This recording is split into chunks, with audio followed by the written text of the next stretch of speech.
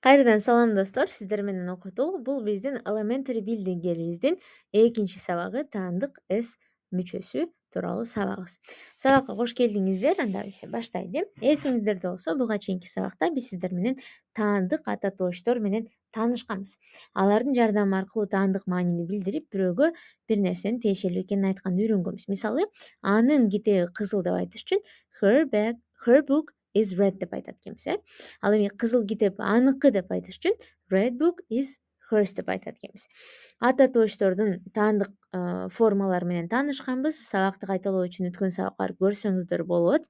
Бүгүнкү сабакта биз ата тооштордун жардамы менен эмес, башка адамдын атына, жаныбарлардын атына мүчө улап туруп, мүчө аркылуу таандык маанини билдирүүнү үйрөнөт экенбиз. Бул башкача таандык маанини билдирүүнүн дагы бир жолу десек болот. Ошондо аныкы, анын эмес, Айдайдын китеби кызыл деп кантип айтат экенбиз, ошону үйрөнөбүз. Муну айтуу үчүн бизге англис тилиндеги possessive suffix s жардамга келет экен. Кыргызча таандык мүчө s дейт. Possessive таандык, ал эми suffix деген мүчө дегенди түшүндүрөт экен. Ошондо англис тилинде бирөөгө бир нерсе таандык экенин айтуу үчүн биз s мүчөсүн улайт экенбиз. Башкача апостроф s мүчөсүн коет экенбиз.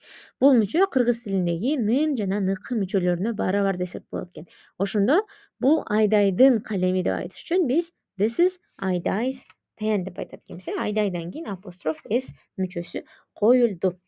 Демек, сөздүн аягында апостроф менен s мүчөсү тура турган болсо, демек ошол нерсеге бир нерсе тиешелүү экендигин билишибиз керек экен. Мисалы, Айсулуу's dog. Айсулуунун ити болду.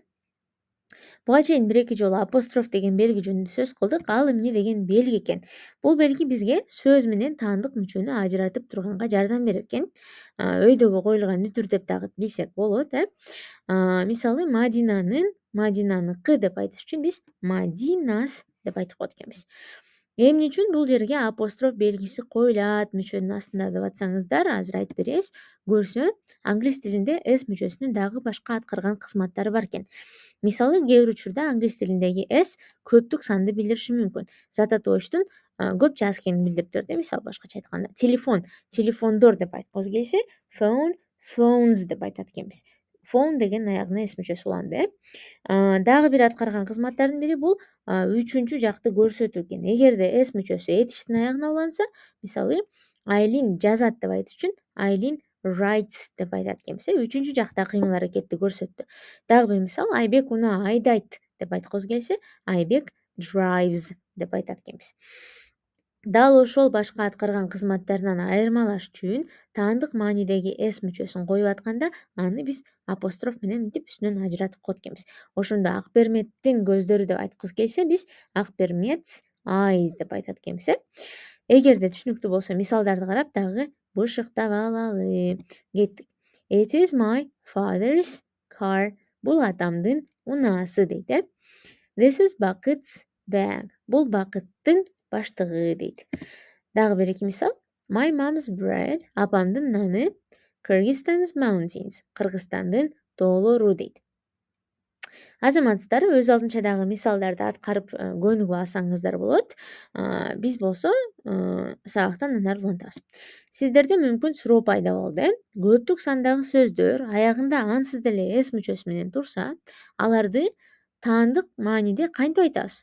Ошондо аларга таандык sти кантип улайбыз дейт. Мисалы, баланын тобу boys болсо, балдардын тобу англисче кандай болот? Эки жолу s мүчөсүн коюп калабызбы дейт. Эки ирет s мүчөсүн коюп отурбайт экенбиз биз. Жеңилдетип эле апостроф белгисин сөздүн аягына жылдырып коет экенбиз. Мисалы, балдардын тобу деп айтыш үчүн boys бол деп айтат экенбиз. Эки sти койгондо деле boys апостроф s деп койсок, айтканда баары айтылышы бирдей болуп атпайбы? Boys бол болуп атат. Ошондуктан жазылышын оордотпостон эле булар бир sти калтырат экен дагы, баягы апостроф белгисин сөздүн аягына жылдырып коет экен. Ошондо эгерде апостроф белгиси сөздүн аягында турса, демек зататооч көптүк санда турат деп билишиңиздер керек экен. Мисалы, мышыктардын тамагы деп айтыш үчүн cats food дейт экенбиз. Айтылышы мурдагыдай эле болгондо апостроф сөздүн аягында турат. Демек, бул мышыктары, көп мышыктар жөнүндө сөз болуп атат экенбиз. Бир-эки мисал карап алалы. The cat's toy мышыктын оюнчугу, бир эле мышык жөнүндө сөз болуп атат. Апостроф s'тин алдында. Cat's toy мышыктардын оюнчугу. Апостроф s'тин аягында, демек бул көп мышыктар жөнүндө сөз болуп атканынан кабар берди. Дагы бир мисал. The girl's bag кыздын сумкасы, бир гана кыз жөнүндө сөз болуп атат. Ал эми girl's bag кыздардын сумкасы. Көп кыздарга тиешелүү экен. Апостроф s'тен кийин турат. Азаматсыздар, сабагыбыз аягына келейин деп калды. Таандык маанинде үйрөнүп алуу үчүн бир нерсени эстеп калышыңыздар керек эми. Бул таандык маанини билдирүүдө жалпысынан эң көп кетириле турган каталардын бири экен. It's жана it is сөздөрүн адаштырып алышат экен көп учурда. Аларды адаштырбаш үчүн ошол экөөнүн айырмасын карап алалы. Эгер бизде it is апостроф менен жазылса, бул этишти билдирет экен. Ал эми it's апостроф жок турса, бул таандык ата тоошту билдирет экен. Жакшылап эстеп калганга аракет кылыңыздар. Ооба, биз айттык, с мүчөсү апостроф менен зат атоочтун артына уланат дедик.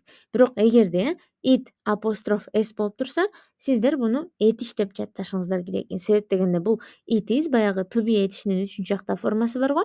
It is жана it has деген, анда бар дегенди түшүндүргөн эки этиштин кыскартылган формасын апостроф менен берип коюптур. Ошону апостроф менен жазыла турганын унутпаңыздар. Мисалы, it is a cat. Бул мышык деп айтат экенбиз. Бул учурда сөзсүз түрдө апостроф коюлат экен. Ал эми апостроф коюлбаган учур бул таандык ата тооч экен. Бул аныкы дегенди, аныкы же мунун дегенди түшүндүрөт. Мисалы, мунун аты Жолборс дейт. Its name is Жолборс. It's a cat деген жерде it is этиш болсо, апостроф менен бөлүнгөн. Its name is Жолборс дегенде мунун аты Жолборс деп таандык маанини билдирди.